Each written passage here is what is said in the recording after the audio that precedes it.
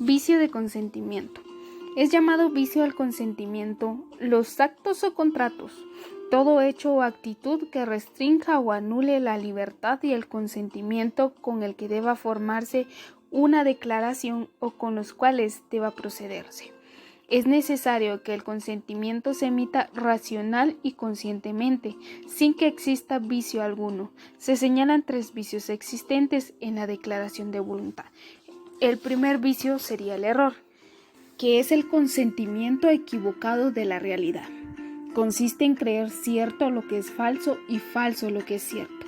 Para que éste pueda considerarse como vicio del consentimiento y originar la nulidad del contrato, debe de caer sobre el motivo determinante de la voluntad de cualquiera de los que contratan. Clases de error: optativo, impropio o impidente. Existe en la declaración o en su transmisión, cuando se manifiesta algo que no corresponde con la voluntad del declarante. Suele ser por un error propio o por alteraciones que se dan en la declaración transmitida por medio del anuncio o del telégrafo. El error optativo se trata evidentemente de una representación falsa por medio de la cual la parte le atribuye a la declaración o comportamiento propio un objeto distinto o diferente del que tiene objetivamente.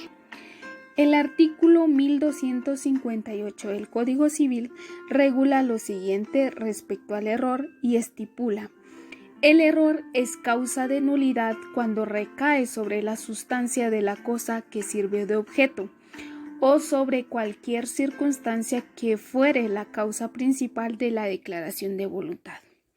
Esta clase de error, más que todo, se debe a una confusión, es decir, que el sujeto cree que declaró su voluntad acorde al negocio jurídico querido por él mismo, cuando en realidad no es así. Error propio de nulidad o de vicio. El error vicio afecta el conocimiento que el contratante tiene de una cosa y como consecuencia le induce a prestar un consentimiento que, de haber sabido la verdad, no habría prestado, en tanto que el error optativo no afecta al conocimiento sino a la propia declaración de voluntad. El error propio, a su vez, se subdivide en esencial y accidental. En esencial tenemos los puntos que recaen sobre la naturaleza o causa del contrato, que afecta la identidad de la cosa, que recae en la sustancia o cualidades de la cosa, que afecta la identidad o cualidad de la persona. El segundo punto es accidental, que recae sobre las cualidades secundarias, error sobre la cantidad.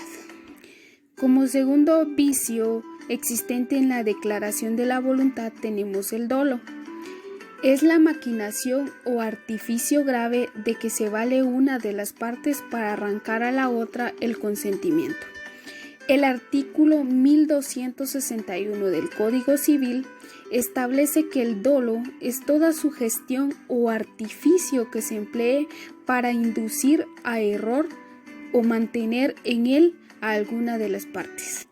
En las clases de dolo podemos encontrar principal, causante o determinante. El dolo causante es aquel que se le va a dar vida jurídica a determinado contrato, ya sea por ocultaciones o manifestaciones mentirosas, y al existir esta clase de vicio permite que se anule el contrato o que el mismo pueda ser rescindido por la parte afectada y da siempre derecho al resarcimiento de daños y perjuicios. Dolo incidental.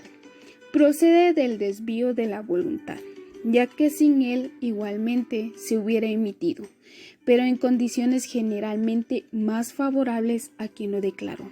El dolo incidental no afectará la validez del acto. El que lo comete debe satisfacer cualquier daño que haya causado. Y como tercer vicio existente en la declaración de voluntad tenemos la violencia o coacción física.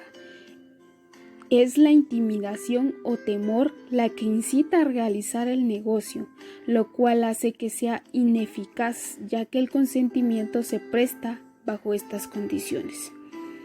Clases de violencia. absoluta o física. Sería aquella en que la acción física contra la contratante llega a sustituir la voluntad de este último.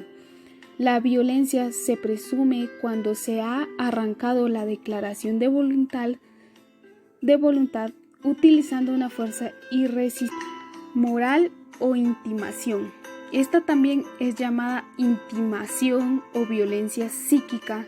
Consiste en la amenaza injusta de sufrir un mal inminente y grave.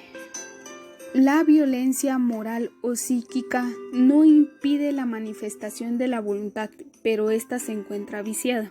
El artículo 1265 del Código Civil regula lo siguiente: la violencia o intimidación deben ser de naturaleza que causen impresión profunda en el ánimo de una persona razonable y le inspiren el temor de exponer su persona o su honra a la de su cónyuge o conviviente de hecho, ascendientes, descendientes o hermanos, a un mal grave o a la pérdida considerable de sus bienes. Si se trata de estas personas, el juez podrá declarar la nulidad según las circunstancias.